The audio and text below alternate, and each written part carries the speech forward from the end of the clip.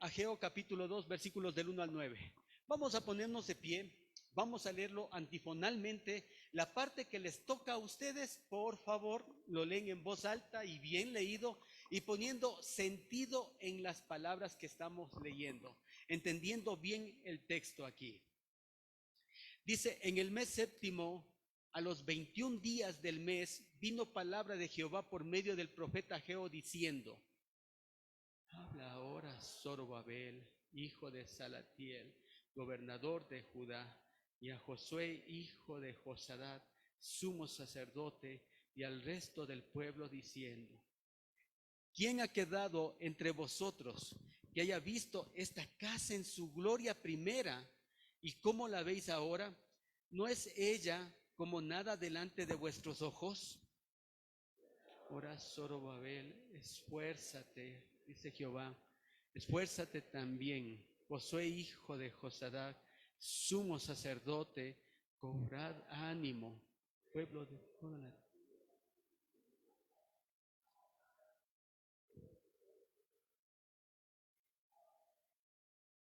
Según el pacto que hice con vosotros cuando salisteis de Egipto, así mi espíritu estará en medio de vosotros, no temáis.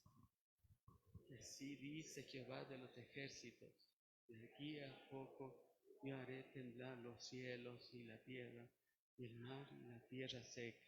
Y haré temblar a todas las naciones, y vendrá el deseado de todas las naciones, y llenaré de gloria esta casa, ha dicho Jehová de los ejércitos.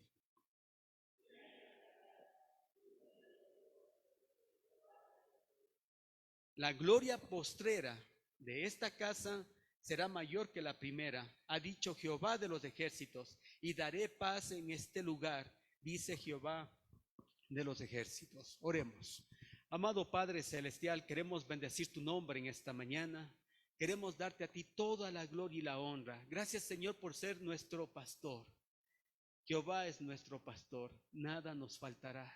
Y eso lo podemos decir con toda certeza, con toda seguridad en esta mañana, que tú eres nuestro pastor. Y gracias porque tú prometiste estar con nosotros todos los días hasta el fin de esta era, Señor. Padre, te agradecemos por tu palabra que puede ser leída. Y permítenos, Señor, que el Espíritu Santo sea nuestro maestro, quien nos guíe, quien nos enseñe, Señor, en esta mañana. Queremos exaltar tu nombre a través de la meditación de tu palabra.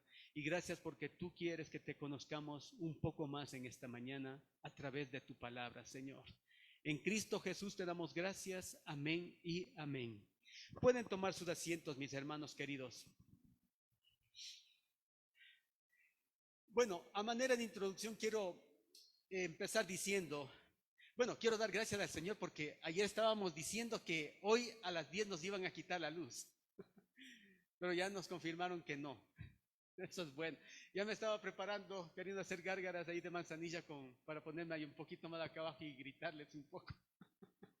Pero no, que el Señor les grite a través de su palabra.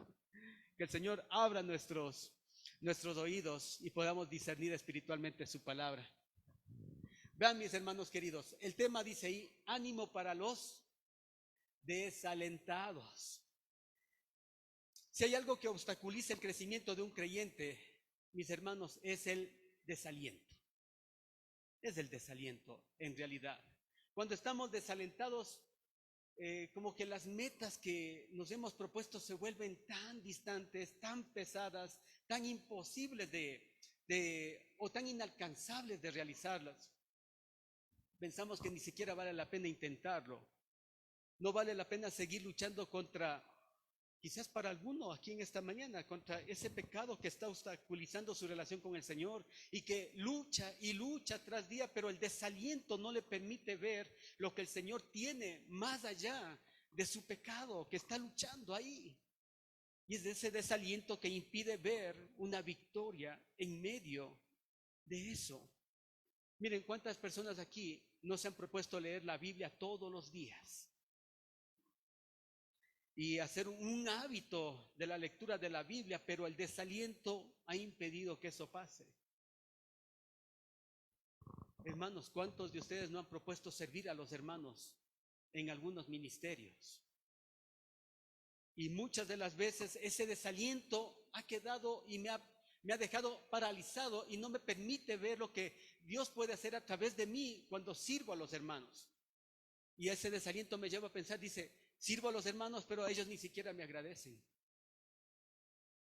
Y decimos, los hermanos son una tarea de malagradecidos porque les sirvo y hago tantas cosas y no, mejor dejo ahí. Y me aparto de ese ministerio y no hago nada. ¿Por qué? Porque el desaliento, mis hermanos, causa todo ese tipo de cosas. ¿De qué sirve llevar el evangelio a los perdidos? Si este mundo está de mal en peor. ¿De qué sirve llevar el evangelio a los perdidos si esta cultura está cada vez más agresiva contra el cristianismo, ¿sí? Contra los valores que la Biblia nos dice que debemos predicar, que debemos compartir, de predicar del Señor Jesucristo? ¿De qué sirve esto? Y esto me desalienta. Miren cuántas veces ustedes mismos predicando a alguien y esa persona los ha rechazado 1 y 1000 veces. Y decimos, no, ya no quiero perder el tiempo, dice. Conversar con fulano, conversar con sultano es simplemente arar, ¿cómo saben decir? Arar en el mar y cosechar en el viento, algo así es. Es una pérdida de tiempo. Y eso igual nos desalienta. ¿Y cuántos de ustedes han cerrado ya sus bocas para no predicar de la palabra del Señor a alguien más? ¿Por qué? Porque el desaliento está allí, mis hermanos. El desaliento nos paraliza y nos roba la esperanza.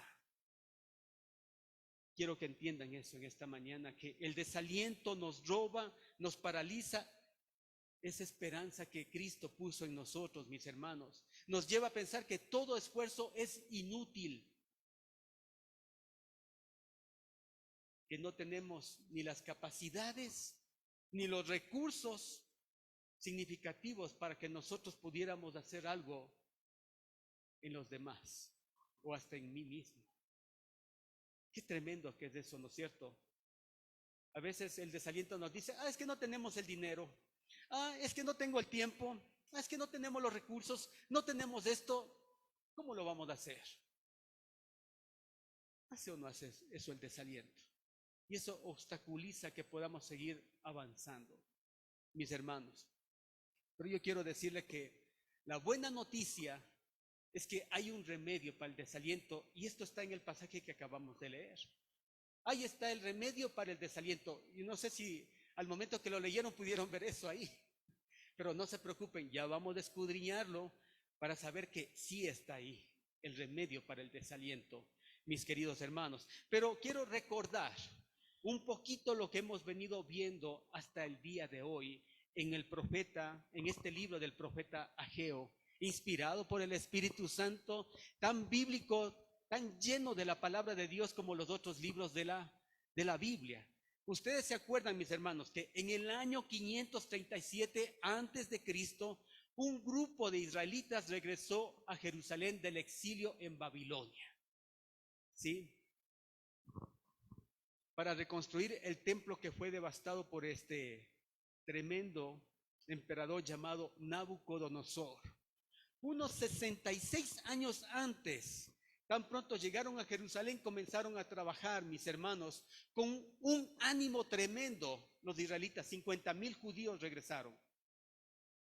En tres éxodos, podemos decirle, desde Babilonia hasta Jerusalén. Pero por diversas razones, como hemos venido viendo, mis hermanos, este proyecto se paralizó, ya que se enredaron en sus propios asuntos y el templo quedó en ruinas. El templo no estaba siendo reedificado, mis hermanos. ¿Y saben cuánto tiempo se paralizó? La semana pasada lo hemos dicho. ¿Por cuánto tiempo se paralizó la construcción del templo? Por 16 años, mis hermanos queridos. Por 16 años estaba paralizado esta construcción del templo. Los israelitas pusieron sus intereses personales por encima de la gloria de Dios. Por encima de la gloria de Dios. Pero nuestro Dios, que es bueno, nuestro Dios que es misericordioso, mis hermanos, usó o envió al profeta Ageo, al profeta Zacarías, para hacerlos recapacitar. Miren Lean conmigo el capítulo 1, el verso 14. Capítulo 1, el verso 14. 1, 2, 3. Y despertó Jehová el espíritu de Zorobabel, hijo de Salatiel, gobernador de Judá, y el espíritu de Josué, hijo de Josadac, sumo sacerdote, y el espíritu de todos, de todo el resto del pueblo, y vinieron y trabajaron en la casa de Jehová de los ejércitos, su Dios. Aquí esto es algo hermoso. Dice que Dios despertó el espíritu del pueblo, de todos, del más grande al más pequeño, desde el más joven al más adulto, mis hermanos. Dios despertó ese espíritu. Pero, mis hermanos, Dios usó este despertamiento para trabajar en ellos. Los israelitas pusieron todo su interés, pero al poco tiempo, solo estoy poniendo en contexto la historia, pero al poco tiempo de reiniciado la obra, se enfrentaron con otro problema. Con un problema, mis hermanos. Miren, cuando Dios quiere edificar algo, escúcheme bien esto, y esto sirve como una aplicación para nosotros el día de hoy. Cuando Dios quiere edificar algo a través de su vida, déjeme decirle, siempre va a haber obstáculos, siempre va a haber impedimentos, siempre va a haber desánimo de otras personas, siempre va a haber algo para tratar de evitarlo, porque Satanás sabe que usted está siendo instrumento de Dios y él quiere evitar eso. Y lo primero que va a hacer es desanimarlo. Mis hermanos. ¿Saben cuál era el problema que se presenta aquí? Que el templo que estaban construyendo no era el templo como ese primer templo que Salomón lo había construido, que este templo que estaban reedificándolo no tenía la gloria majestuosa, inefable que tenía el primer templo. Mis hermanos queridos, había una generación que habían regresado de Babilonia y que había visto esa primer gloria del templo. Y cuando ellos lo vieron, wow, esto es nada. Y esa generación estaba llorando delante del templo, estaban tan tristes. Pero los jóvenes que no habían conocido esa primer gloria del templo, ellos estaban alegres. Miren, busquen por un momento Esdras. Busquen el libro de Esdras, mis hermanos queridos.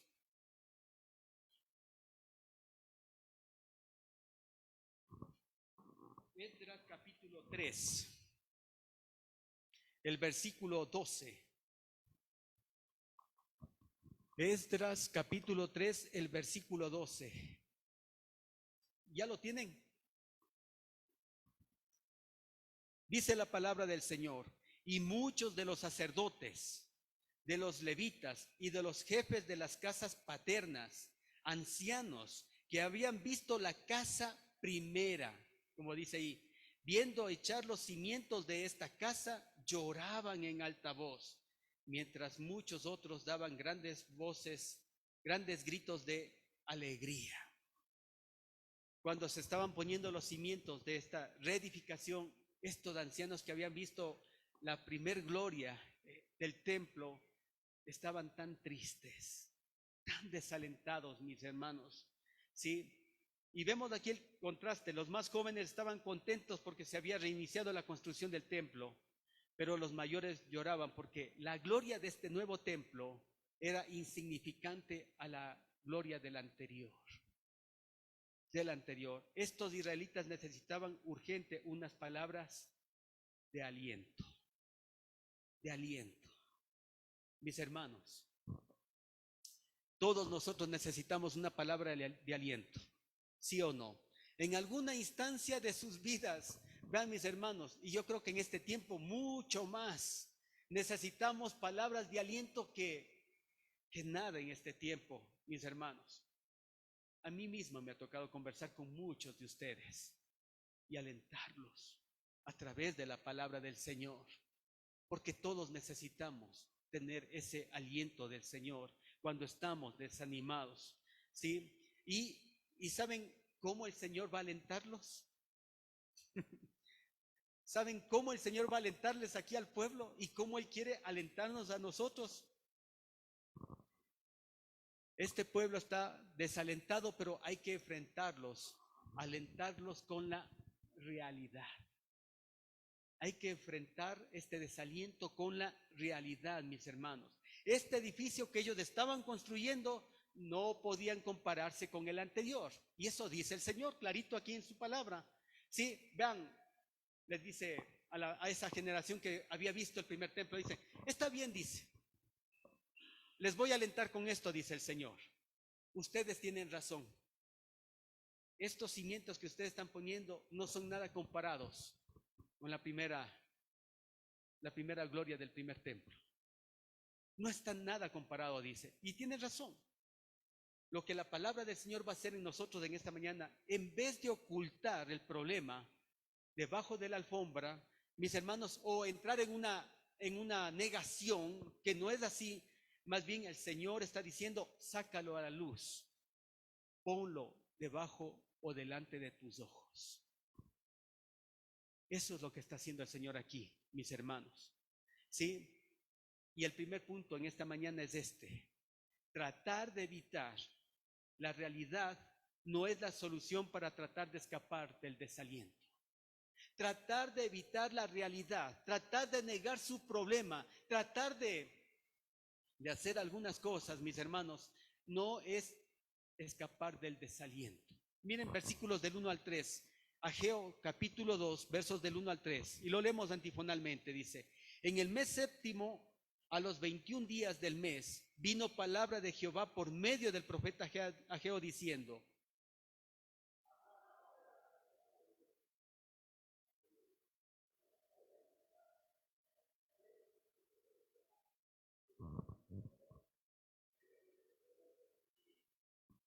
y aquí está en el versículo 3, mis hermanos, miren lo que dice: ¿quién ha quedado entre vosotros que haya visto esta casa en su gloria primera?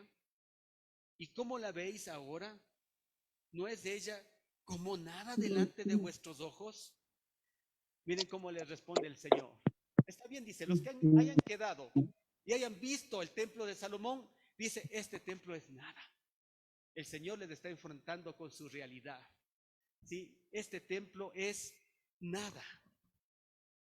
El templo que construyó Salomón tenía una gloria increíble, mis hermanos. Una gloria increíble. Ahora, quiero que enfaticemos un poquito en el verso 21, porque aquí está la razón de su desaliento. Y yo sé que aquí hay algunos datos históricos que ustedes no lo conocen, pero que ahora ya lo van a conocer. En el versículo 1, cuando dice, y en el mes séptimo, a los 21 días del mes. ¿Qué significa eso, mis hermanos? Esta fecha era importante por varias razones. Por varias razones, mis queridos hermanos. Por un lado, en el calendario hebreo era el mes con más festividades religiosas. Por tanto, había menos actividad laboral. En este mes se parecían como al Ecuador. Un mes que tenemos muchos feriados. Muchas fiestas religiosas, mis hermanos. Por tanto, había menos actividad laboral. Al inicio de este mes se celebraba la fiesta de las trompetas. Unos días después se celebraba la fiesta de expiación. ¿Cómo se llama la fiesta de expiación? El Yom Kippur. Y unos días más tarde, desde el 15 hasta el 22, los israelitas celebraban la fiesta de los tabernáculos. En este mes caía todo ese tipo de fiestas religiosas y no podían trabajar, porque estas fiestas demandaban ¿qué cosa? Días de reposo. Días de reposo, mis hermanos. Del 15 al 22, en la fiesta de los tabernáculos, los israelitas tenían que vivir en tiendas, tenían que vivir a la intemperie para recordar lo que Dios había hecho cuando ellos estaban en el desierto, mis hermanos. Dios había cuidado y protegido durante el éxodo. El problema es que estas fiestas tenían que guardar el día de reposo. Y aparte de eso, mis hermanos, aquí en el mes séptimo había algo mucho más grande. En el libro en el libro de Primero de Reyes, capítulo 8, versículo 2, dice que en este día Salomón inauguró el primer templo. Eso fue algo más devastador todavía. Imagínense la inauguración del templo de Salomón fue en esta misma fecha que ellos estaban poniendo los cimientos para reedificar el nuevo templo. Eso era todavía más desanimante, porque la gloria del primer templo no estaba nada comparado con esta construcción que estaban haciendo, mis hermanos. Así que esto es lo que les estaba llevando a una nostalgia, y estaban tan frustrados, mis hermanos, los israelitas de ese entonces. Y yo quiero decirles en esta mañana, y aquí quiero empezar a aplicarlo para nosotros, mis hermanos, tengamos cuidado con la nostalgia. Tengamos cuidado con la nostalgia, porque es muy peligrosa, mis hermanos. Hay muchos cristianos que hoy en día se han anclado en el pasado y no han podido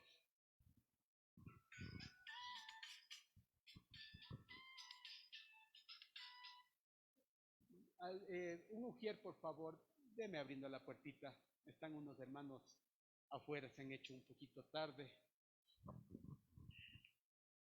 Antes de que se vayan, porque como no les contesté. Mis hermanos, retomando nuevamente la idea, hay muchos cristianos que se han anclado al pasado. Se han anclado al pasado y no han avanzado. ¿Saben cuál es el pensamiento de aquellos que se anclan al pasado? Porque piensan que el pasado es mejor. ¿Cuántos creen que el pasado es mejor?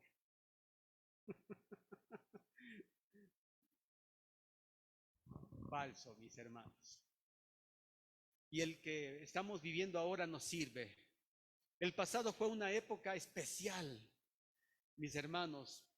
Pero quiero decirles, vean, hay cristianos que dicen, a mí me hubiera encantado vivir en la época de la iglesia primitiva. Me hubiera encantado vivir en la época de Carlos Spurgeon, dice, o de George Whitefield, o de algunos otros personajes, mis hermanos. Me hubiera encantado, dice, ver allí cómo el fuego del Espíritu Santo estaba y cómo esa iglesia estaba así. Vean, mis hermanos, yo he leído las biografías de estos grandes hombres. Y les digo grandes hombres, yo prefiero decirles grandes instrumentos del Señor. Eso queda mejor. Pero miren, en cada una de esas épocas, muchos de estas personas cometieron errores y cometieron pecados. Cometieron pecados. ¿Quién puede creer que Carlos Spurgeon estaba aquí en el púlpito y estaba con su habano ahí? Mientras predicaba la palabra y él estaba fumando. Increíble eso, ¿no sea? Tremendo. ¿Y saben cuándo dejó Carlos Spurgeon de fumar? Y nunca más lo volvió a hacer. Y mire, si alguien dice que la adicción no se quita, eso es falso. El Señor lo quita así, vean, de una. ¿Saben cuándo? Cuando una empresa tabacalera había tomado el rostro de Carlos de Spurgeon y había puesto en los tabacos ahí, en los habanos, dijo, estos son los habanos que fuma Carlos de Spurgeon. Cuando él un día está pasando y ve su rostro en una cajetilla, dijo, wow, nunca más. Mis hermanos, si alguien dice que la época del pasado fue mejor, no. Igual, cometieron un montón de errores, un montón de pecados. Nunca ha sido mejor. El tiempo del Señor, la Shekinah de Dios para nosotros, la gloria del Señor es para nosotros desde esa hora. Y es lo que Dios puede hacer a través de sus vidas, en sus vidas y a través de sus vidas, mis hermanos. Ya escucharon los testimonios. Para aquellos que llegaron tarde, no se dieron cuenta de ello, pero quiero decirles esto. El día de ayer pudieron ver la mano del Señor. Muchos hermanos fueron tocados. Y quiero decirles, mis hermanos, que también esto lleva a valorar mucho. ¿En qué es lo que nosotros estamos trabajando? ¿Qué es lo que nosotros estamos construyendo? ¿Para algo pasajero, temporal, que se destruye con el tiempo? Mis hermanos queridos, Así que dejen de anclarse pensando que el pasado fue mejor, mis hermanos. Por eso alguien decía esto, miren, ¿sí? Por eso alguien dijo esto, que la nostalgia es una extraña mezcla de mala memoria con una buena imaginación.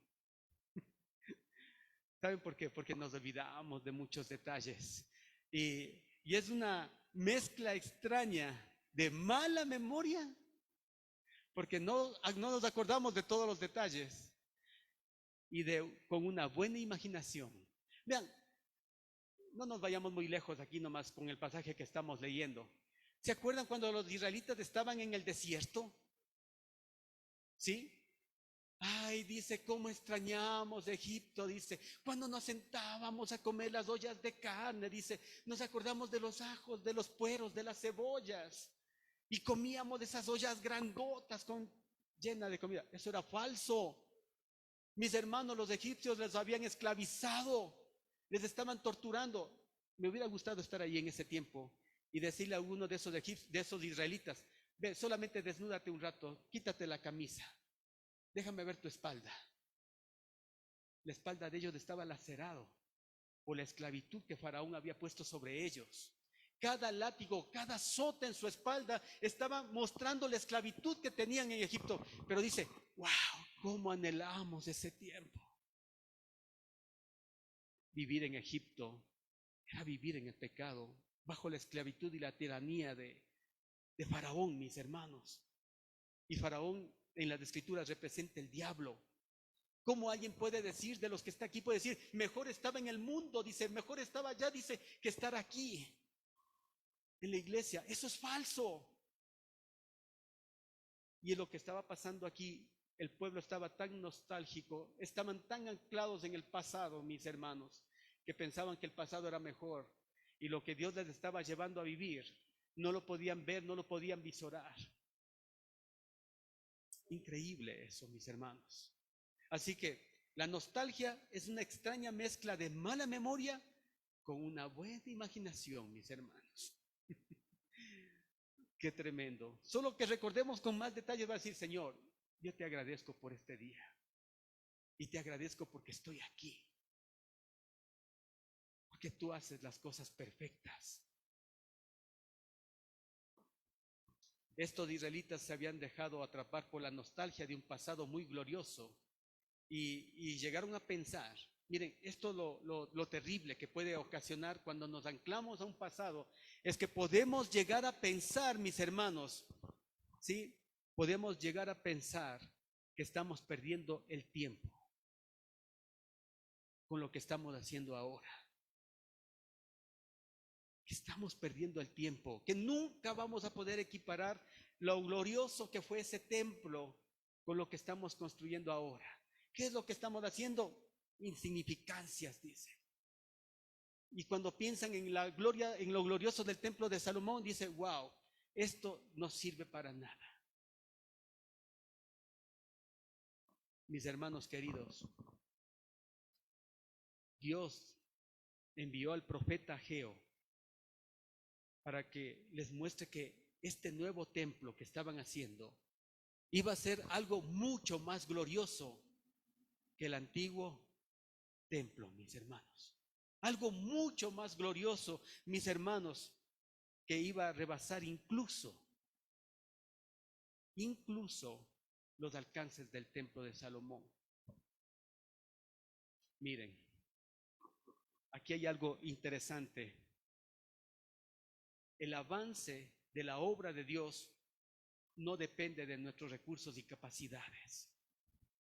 Mis hermanos queridos, quiero decirles eso. El avance en la obra del Señor no depende de nuestros recursos y capacidades. El avance de la obra del Señor depende de su presencia en medio nuestro. ¿Y qué es lo que el Señor les dice aquí a los hermanos, a los israelitas, en los versículos 4 y 5?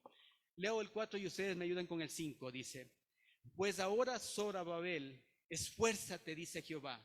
Esfuérzate también Josué, hijo de Josadac, sumo sacerdote, y cobrad ánimo, pueblo todo de la tierra, dice Jehová, y trabajad porque yo estoy con vosotros, dice Jehová de los ejércitos. según el pacto que hice con vosotros.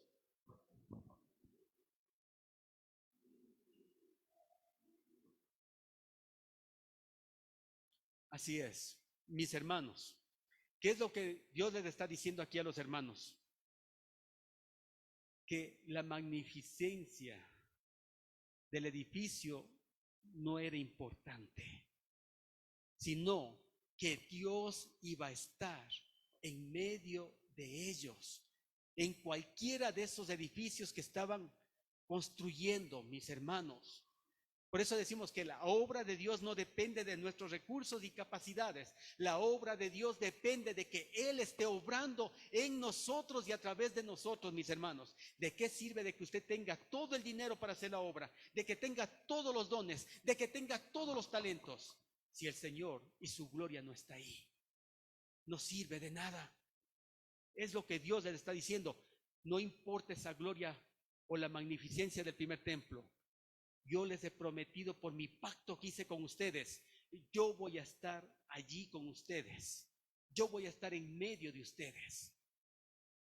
Y no importa si es un edificio pequeño o es un edificio grande, yo voy a estar ahí con ustedes, dice el Señor. Así que, por tanto, esfuércense y cobren ánimo, porque dice el Señor, yo estoy con vosotros. Yo estoy con vosotros. Desgraciadamente, muchos hermanos lamentablemente tienen a un Dios muy pequeño. Y no estoy diciendo que Dios es pequeño, mis hermanos. El problema es que los israelitas no podían verle al Señor, sino que su desánimo les llevó a ver los obstáculos como más grande que al Dios que había prometido estar con ellos. Ese era el problema, mis hermanos. Por eso Dios tiene que enviar al profeta Ageo. Por eso dice, pues ahora Zorobabel, y lo dice a través del profeta Ageo, y eso está en el verso 1, al final, mis hermanos. Vino palabra de Jehová por medio del profeta Ageo diciendo, y el verso 4 dice, pues ahora Zorobabel, esfuérzate, dice Jehová, esfuérzate también Josué, hijo de Josadac, sumo sacerdote, y cobrad ánimo. Pueblo de toda la tierra, dice Jehová, y trabajad, porque yo estoy con vosotros. Dice que, ¿quién dice esto? Jehová de los ejércitos, mis hermanos, Jehová de los ejércitos. Y aquí, ojo, no es una charlita de motivación que está dando Ageo, no es una charlita psicológica. Allí, mis hermanos, aquí hay algo mucho más profundo que Dios quiere que veamos en esta mañana. Mis hermanos, Dios quiere que miremos con ojos de fe, que en todo lo que ustedes o que Dios les permita hacer, dice, yo voy a estar con ustedes. Esfuércense, cobren ánimo, trabajen, dice, para mí, porque yo he prometido estar en medio de ustedes. Y estas palabras, mis hermanos, el Señor lo ha repetido a lo largo de todas las escrituras. Busquen, por favor, Deuteronomio 31:6. Deuteronomio 31:6.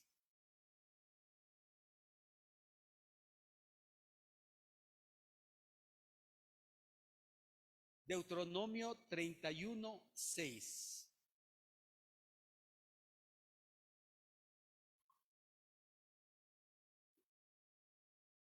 Amén. Dice la palabra del Señor, esforzaos y cobrad ánimo, no temáis ni tengáis miedo de ellos, porque yo, Jehová tu Dios, es el que va contigo, dice, no te dejaré ni te desampararé.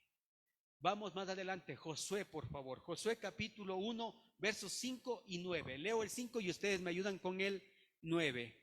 Josué capítulo 1, versos 5 y el verso 9. Dice, nadie te podrá hacer frente en todos los días de tu vida. Como estuve con Moisés, estaré contigo. No te dejaré ni te desampararé. El verso 9.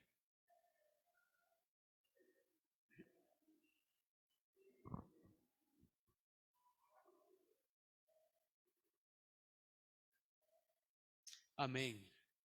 Les pregunto, ¿Habrá un lugar en este recóndito universo donde usted vaya y vaya solo? No, mis hermanos. No hay un lugar donde usted pueda ir en este universo que usted vaya solo. ¿Qué le dice el Señor? Yo estaré contigo. Pero el desaliento les llevó a los israelitas a enfocarse en ese edificio y no pensar que Dios estaba con ellos, con ellos. La obra del Espíritu Santo en nosotros, también nos está diciendo el Señor en esta mañana, no elimina nuestra responsabilidad. Nosotros tenemos que esforzarnos, tenemos que trabajar, tenemos que hacer lo que tenemos que hacer, pero sabiendo que al mismo tiempo, en una forma misteriosa, el Espíritu Santo está obrando dentro nuestro. Porque hay muchos cristianos que se han ido al un extremo. ¿Y cuál es ese extremo? ¿Cuál es ese extremo? Uno de los extremos tan peligrosos, y muchos de los cristianos han caído en ese extremo. Bueno, si el Señor quiere hacer algo por mí, Él tiene que levantarme las manos. Yo las voy a tener cruzadas. Que el Señor hará. Él ha dicho que lo va a hacer, entonces, si Él quiere hacer algo a través de mí, aquí estoy, Señor.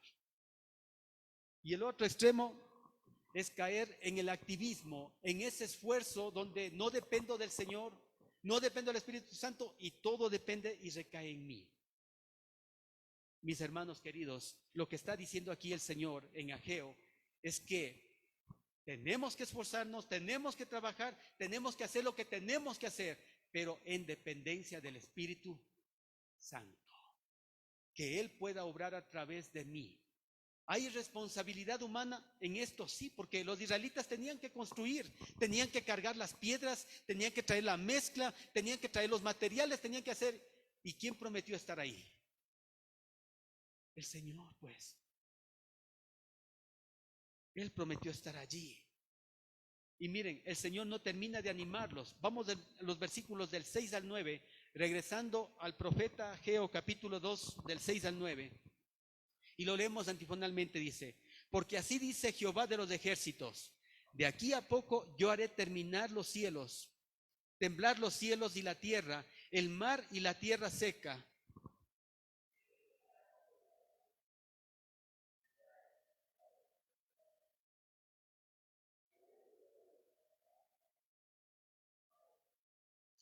Mas es la plata y mío es el oro, dice Jehová de los ejércitos.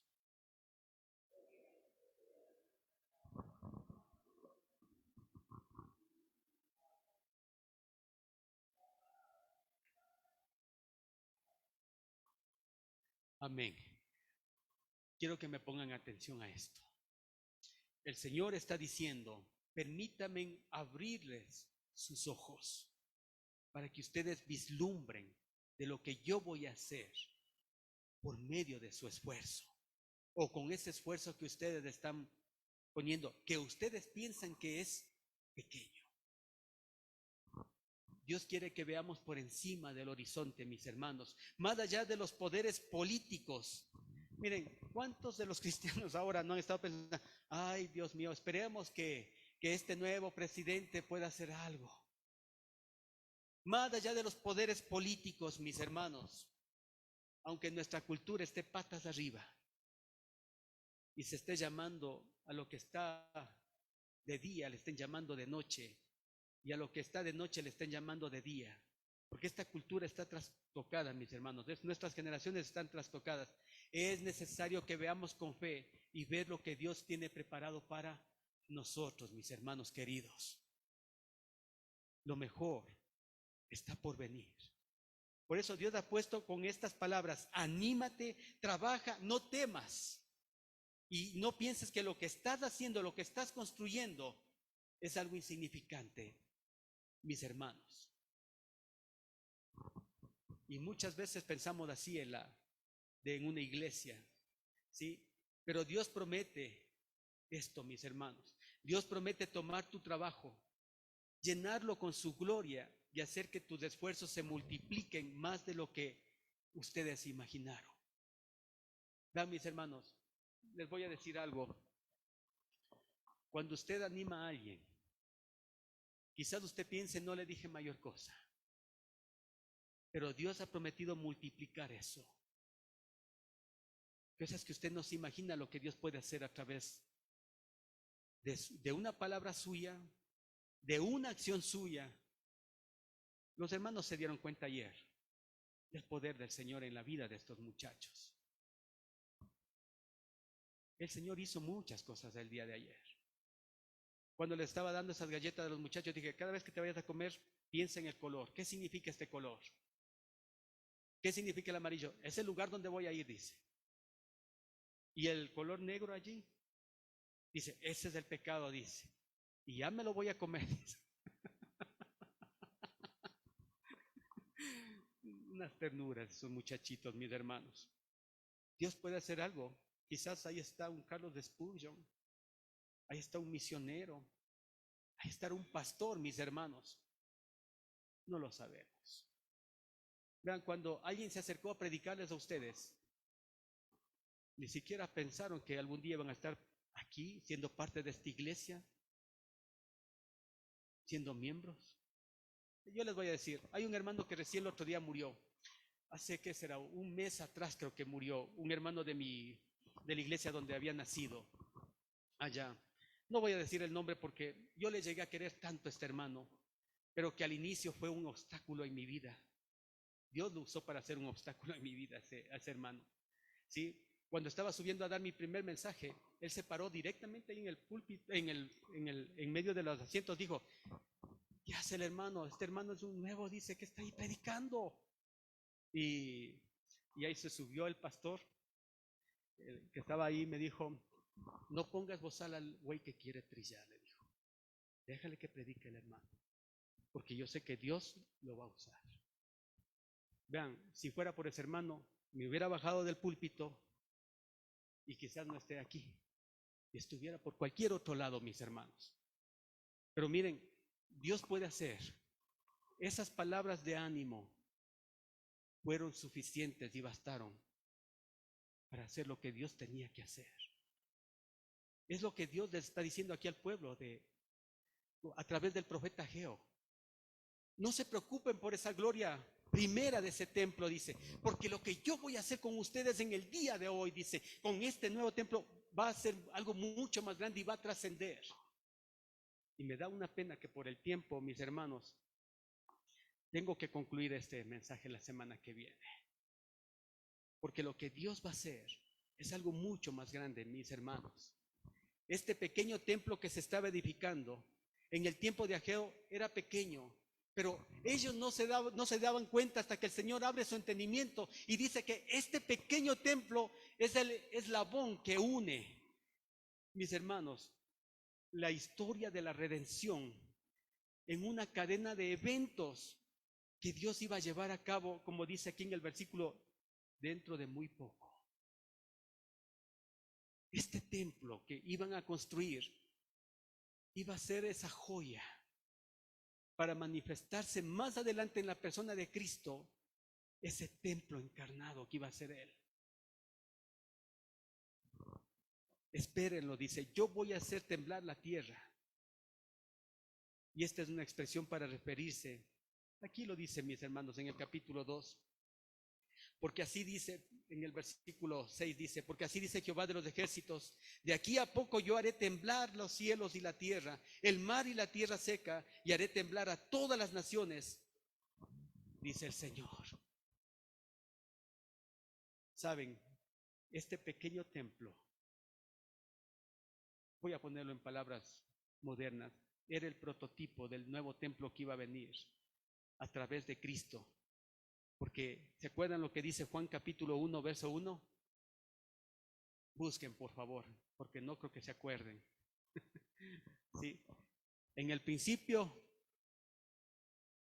eso, en el principio era el verbo, y el verbo era con Dios, y el verbo era Dios. Y en Juan, ahí mismo en el capítulo 1, verso 14 dice, y vimos su gloria, gloria como del unigénito del Padre, lleno de gracia y de bondad. Este templo glorioso y majestuoso iba a ser el Señor Jesucristo encarnado. ¿Y cómo sabemos que Él era el templo? Ahí en el capítulo 2 del Evangelio de Juan, cuando Jesucristo está hablando del templo, dice: destruid este templo, dice, y en 3 días le voy a reedificar. Y los discípulos y los fariseos le contestaron, dice: oye, Herodes se demoró 56 años en construir, y dice: ¿y tú vas a reedificarlo en 3 días? Pero ahí Juan aclara con una nota editorial, dice: él hablaba de su propio cuerpo. Ese es el templo glorioso, mis hermanos. Es este templo que Dios iba a levantar, que es del Señor Jesucristo en su primera venida, que Él iba, donde a Él iban a converger todos los seres humanos para tener una unión y una relación con Dios el Padre. Ese es el templo glorioso que Dios iba a levantar, mis hermanos. Que Dios iba a levantar. Era Él mismo.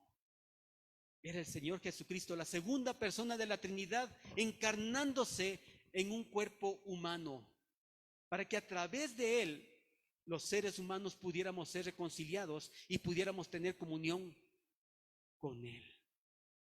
¿No es esto glorioso, mis hermanos queridos? Es algo glorioso, mis hermanos. Es algo glorioso. En Mateo 12:6, busquen por favor. Mateo capítulo 12, versículo 6. Aquí nos dice algo interesante con respecto al templo que es Cristo. Dice: pues os digo que uno mayor que el templo está aquí. Uno mayor que el templo está aquí.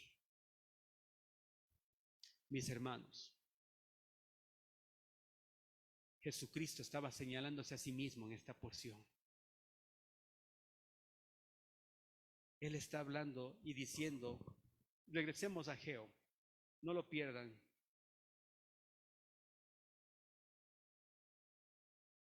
Miren lo que dice aquí en el versículo 9. La gloria postrera de esta casa. ¿A qué casa se refiere? La gloria postrera de esta casa. Cuando digo postrera, ¿a qué evento de tiempo me estoy refiriendo? Futuro. La gloria postrera de esta casa. Cuando los ancianos estaban viendo el templo que estaban construyendo en el tiempo de Ageo ahí, wow, esto es insignificante. Señor, no se compara nada a la gloria primera, al templo de Salomón pasado. Y el Señor les dice en el versículo 9, dice: la gloria postrera de esta casa será mayor que la primera. Cristo, mis hermanos, es la gloria postrera, porque Cristo es el Verbo encarnado.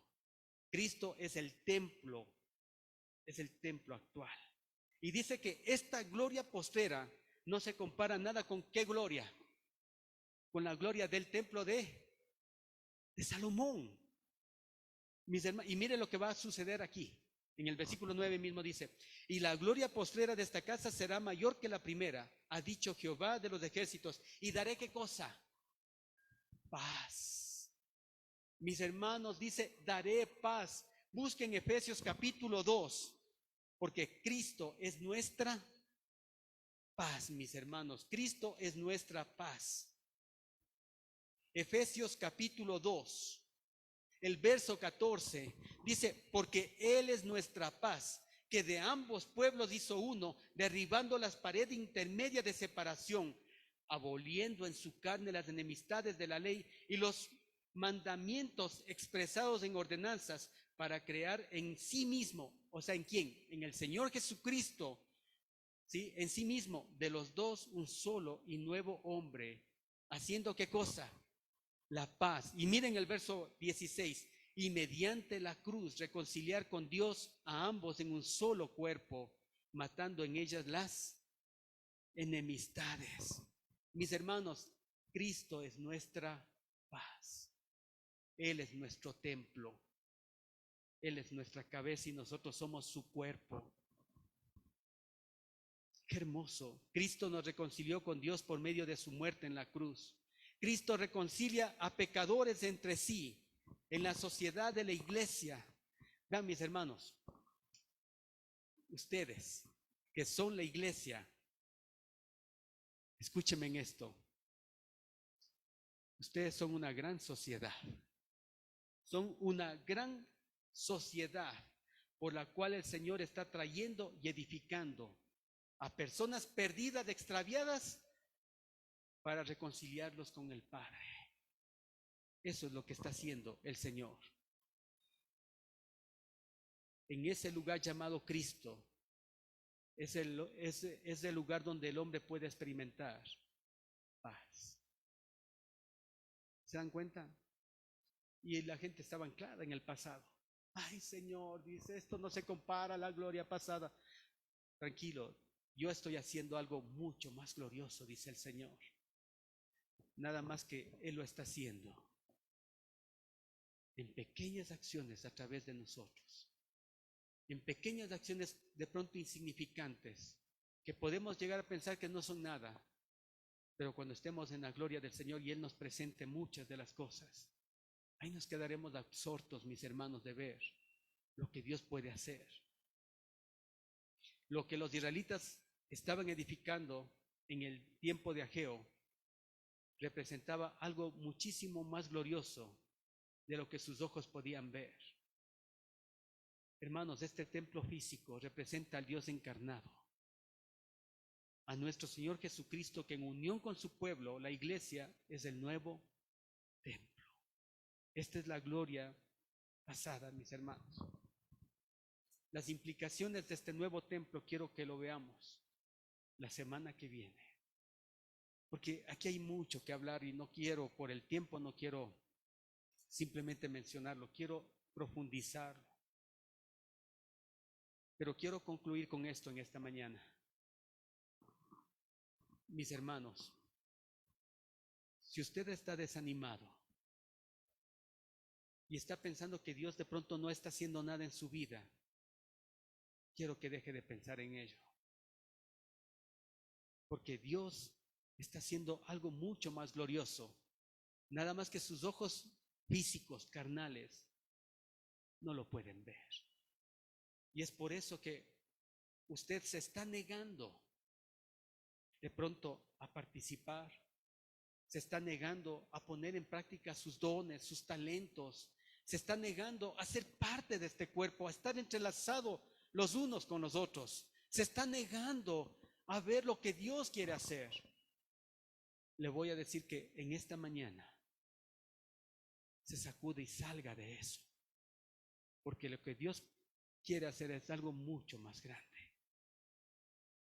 Y no lo va a ver con sus ojos físicos, porque esto es algo que el Señor tiene que mostrarlo.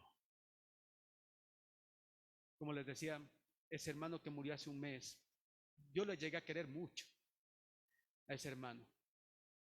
Le llegué a, miren, si puedo decir, aunque ya con el tiempo, con el pasar, porque después pasó que me llevaron también a la junta, a ser parte de la junta, y cuando me vio el hermano ahí, porque era uno de los ancianos, me dice, ¿y qué hace este neófito aquí? Me dice. Pero quiero decirles que este hermano después llegó a ser uno de los grandes amigos. Me llevó a evangelizar con él. Este hombre tenía el don del evangelismo. Alma que predicaba, alma que terminaba llorando y aceptando a Cristo. Este hermano me enseñó a evangelizar y a compartir la palabra. El pastor venía el lunes, el miércoles y el viernes, él venía el martes y el jueves. Como estaba soltero, todavía no estaba casado, un joven nada más ahí, decía, hermano Fred, dice, ¿qué va a hacer esta noche? Dice, porque quiero ir a visitar una familia que está enferma y quiero orar. Yo decía, pero ¿por qué me viene a buscar este hermano? Yo no quiero irme con él. Y no podía mentirle, mis hermanos. Decía, sí estoy libre. Ya paso por usted, decía. Y yo terminaba llorando al final de la noche, pero de alegría y de gozo. Porque yo veía esas familias cómo terminaban creyendo en el Señor.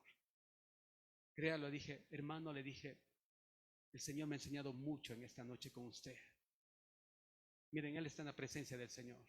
Y algunas veces cuando me he ido a mi tierra, me he ido a visitarle, le he dicho, yo agradecido con Él, le decía, gracias Quizás usted nunca se dio cuenta lo que el Señor estaba haciendo para conmigo a través de usted. Pero, ¿qué hice? Me dice el hermano, ya viejo. Me dice, quizás no hice nada. Dice, no, usted hizo mucho. Y el Señor lo ha puesto ahí, mis hermanos.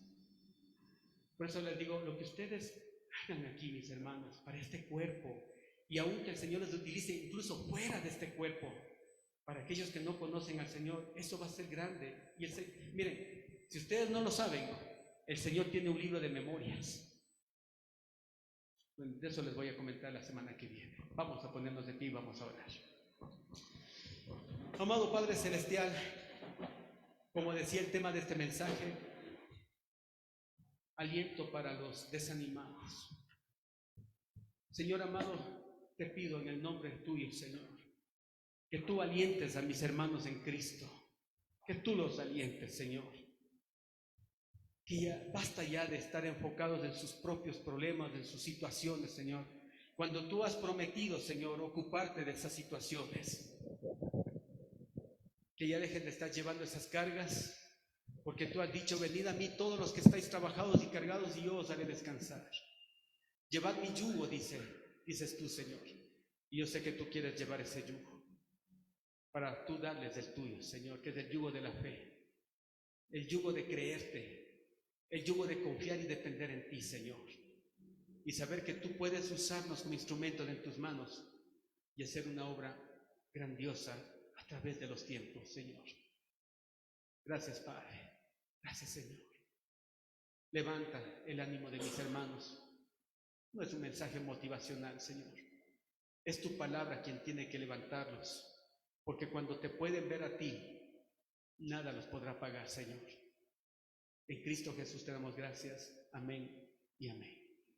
Tenemos el resto del tiempo con nuestro hermano Patricio.